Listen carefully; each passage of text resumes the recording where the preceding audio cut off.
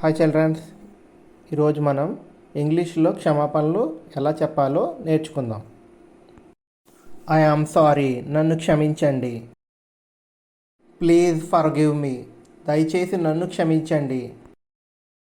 Please accept my apology, దయచేసి నా క్షమాపణను స్వీకరించండి. బెగ్ యువర్ ఫర్గివ్నెస్, నేను మీ క్షమను వేడుకుంటున్నాను. I am sorry, it will not repeat again, నన్ను క్షమించండి, ఇది మళ్ళీ జరగదు.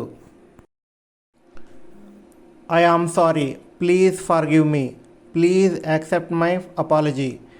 Beg your forgiveness, I am sorry, it will not repeat again. ఇంగ్లీష్లో సారీ ఎలా చెప్పాలనేది నేర్చుకున్నాం. ఈ 5 సెంటెన్స్ను బాగా ప్రాక్టీస్ చేయండి. Thank you.